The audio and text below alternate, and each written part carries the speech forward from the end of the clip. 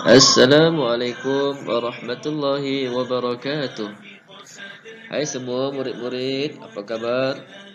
Ustaz doakan mudah-mudahan kita semua dalam keadaan yang sihat.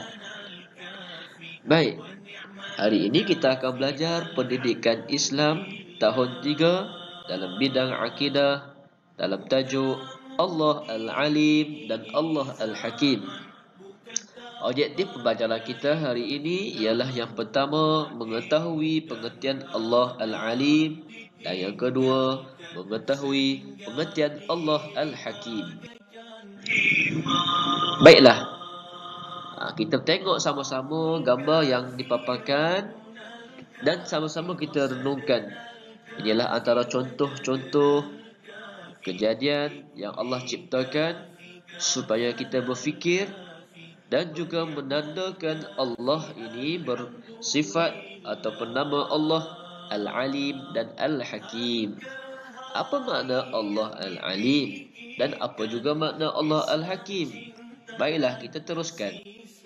Maksud Allah Al-Alim.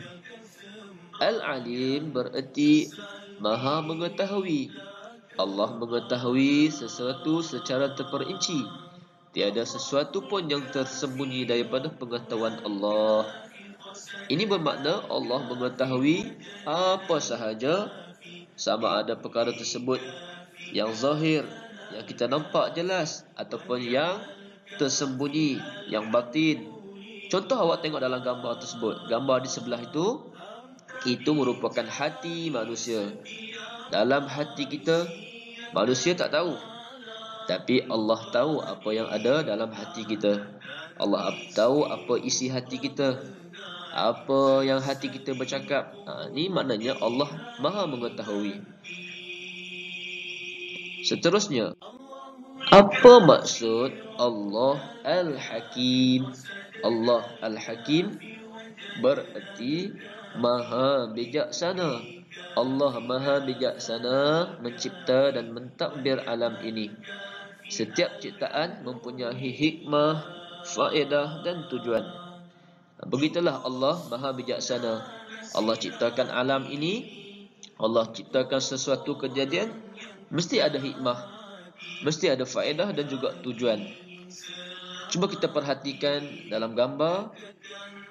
Ini merupakan tubuh manusia. Tubuh manusia Allah jadikan otak, Allah jadikan hati, Allah jadikan mata. Semua ini ada fungsi-fungsinya tersendiri. Umpamanya otak. Kenapa Allah jadikan otak? Dalam otak tersebut mempunyai akal sebagai manusia. Jadi kita kena berfikir, fikir dengan waras, membuat keputusan dengan baik. Dan juga mata. Allah jadikan mata untuk melihat. Kenapa Allah letakkan mata di atas? Kerana Allah nak memuliakan manusia. Seterusnya, kita tengok apakah kesan jika kita beriman. Kita tahu hukum beriman ini adalah wajib bagi setiap muslim ataupun orang yang beragama Islam. Bila kita beriman, kesan yang pertama ialah mentaati perintah Allah. Seseorang yang beriman mestilah dia akan mentaati perintah Allah.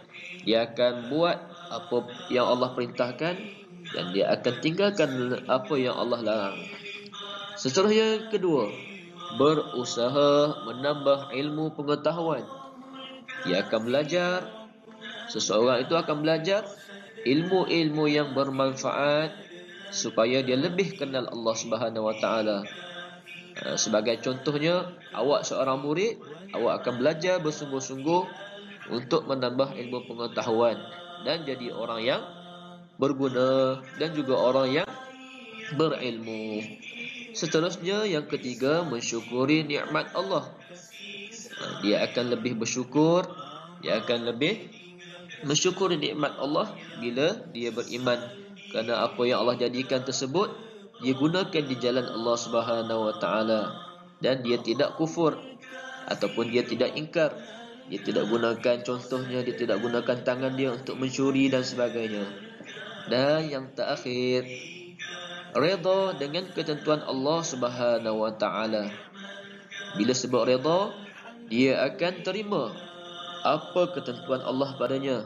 Contohnya lah, Allah jadikan dia tangan tak cukup satu, jadi dia kena redha, dia kena bersangka baik kepada Allah Subhanahu Wa Taala. Kerana setiap kejadian tadi Allah jadikan mesti ada hikmah, mesti ada tujuan tersebut. Begitulah kita wajib beriman kepada Allah Al-Alim dan Allah Al-Hakim. Sekian dahulu.